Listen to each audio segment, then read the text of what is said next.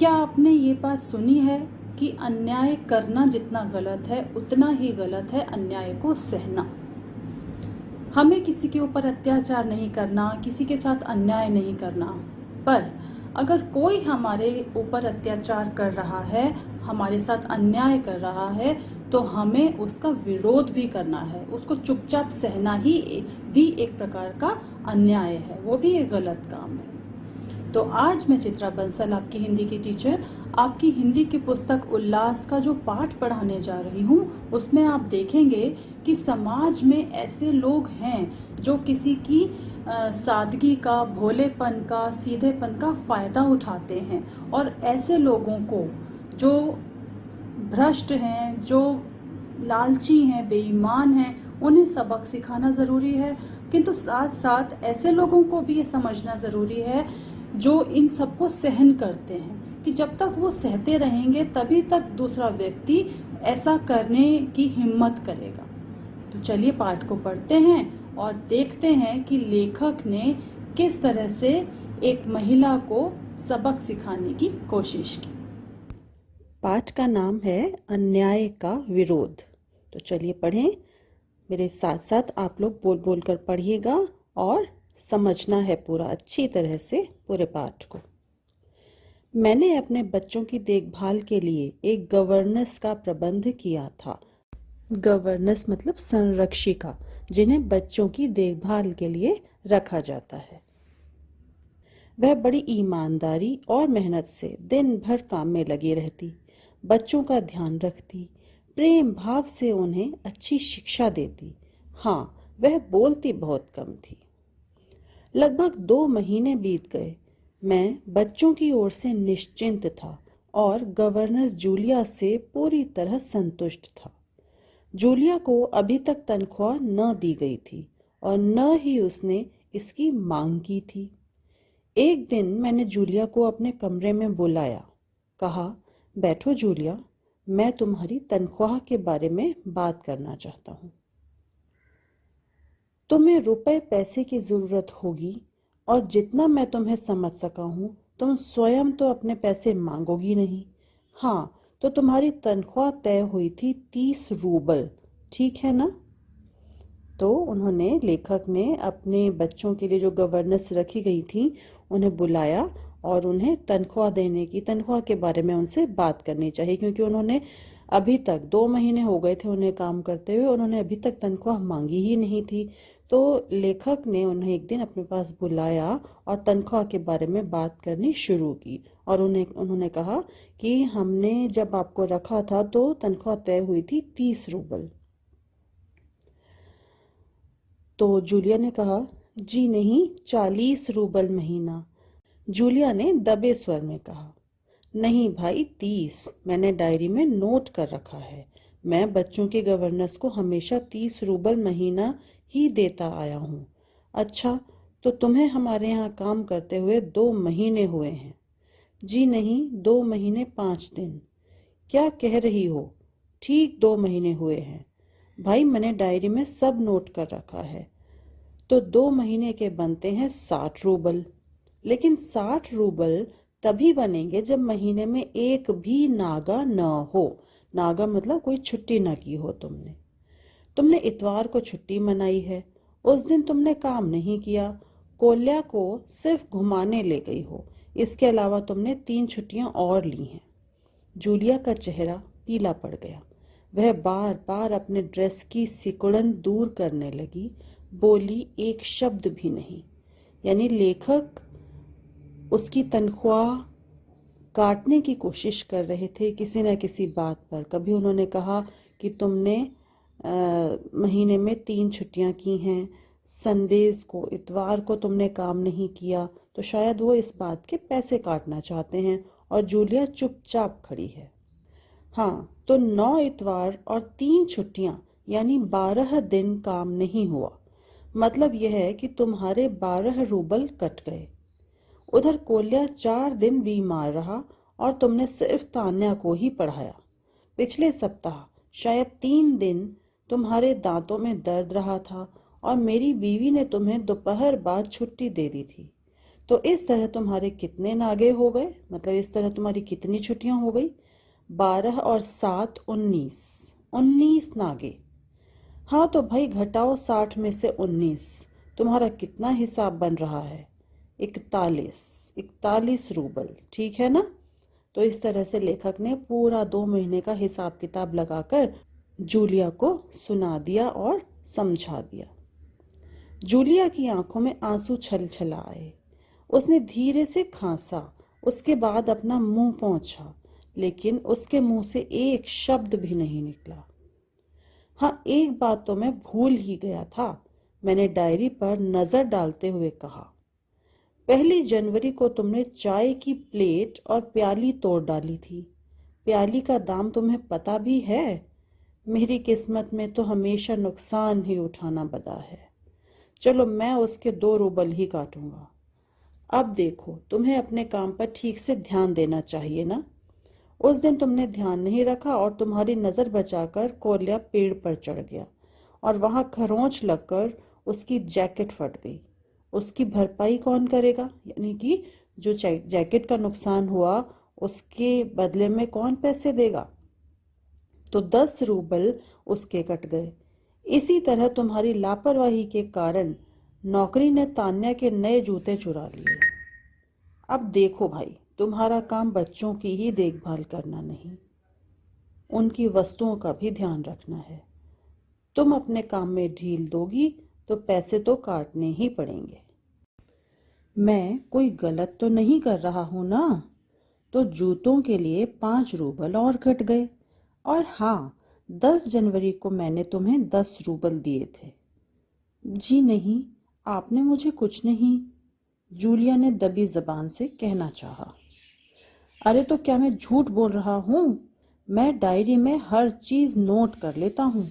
तुम्हें यकीन ना हो तो दिखाऊं डायरी? जी नहीं, आप कह रहे हैं तो आपने दिए ही होंगे। दिए ही होंगे नहीं, दिए हैं, मैं कठोर स्वर में बोला। तो इस तरह लेखक किसी न किसी बात के लिए उसके पैसे काटते गए, उसको हिसाब बताते हुए उसे बताते रहे कि इतने रूबल इस चीज़ के, इतने रूबल इस चीज़ के, तो वो बहुत ही कम रह गए। तो ठीक है, घटाओ 27 41 में से बचे 14। क्यों, हिसाब ठीक है ना? उसकी आंखें आंसुओं से भर उठी, उसके पूरे शरीर पर पसीना छलछला आया।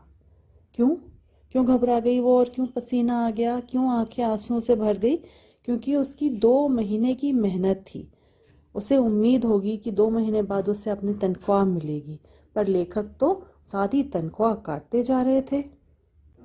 वह धीरे से बोली, मुझे अभी तक एक ही बार कुछ पैसे मिले थे और वे भी आपकी पत्नी ने दिए थे, सिर्फ 3 रूबल, ज्यादा नहीं।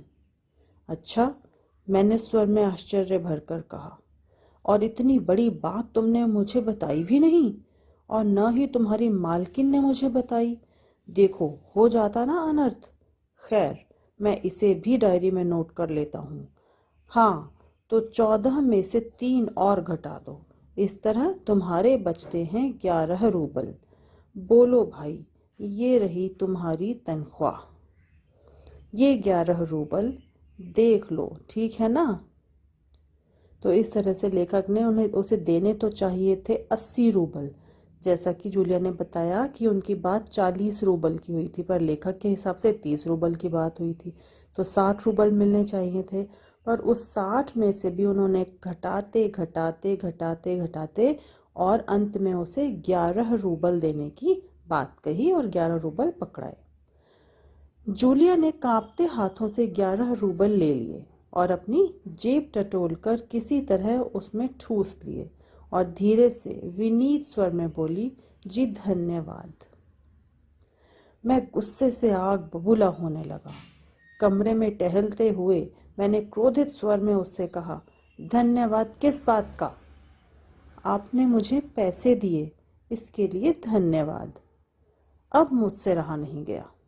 मैंने ऊंचे स्वर में लगभग चिल्लाते हुए कहा, तुम मुझे धन्यवाद दे रही हो, जबकि तुम अच्छी तरह जानती हो कि मैंने तुम्हें ठग लिया है, तुम्हें धोखा दिया है। तुम्हारे पैसे हड़प कर तुम्हारे साथ अन्याय किया है, इसके बावजूद तुम मुझे धन्यवाद दे रही हो। यानी कि लेखक उसकी परीक्षा ले रहे थे शायद। वो पैसे काटते जा रहे थे और जूलिया चुपचाप सुन रही थी, कुछ कह नहीं रही थी, ना विरोध कर रही थी। और जो उन्होंने काट काट के 11 रूबल दिए उसके लिए भी उसने धन्यवाद बोला। तो इस बात पर लेखक को बहुत गुस्सा आया। जी हाँ, इससे पहले मैंने जहाँ काम किया उन लोगों ने तो मुझे 1 रूबल तक नहीं दिया, आप कम से कम कुछ तो दे रहे हैं। उसने मेरे क्रोध पर ठंडे पानी का छींटा मारते हुए कहा।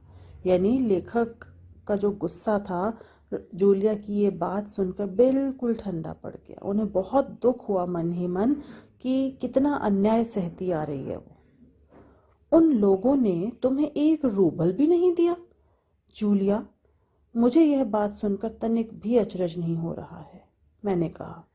फिर स्वर धीमा करके मैं बोला, जूलिया, मुझे इस बात के लिए माफ कर देना कि मैंने तुम्हारे साथ एक छोटा सा क्रूर मजाक किया। क्रूर मतलब भद्दा, गंदा मजाक किया।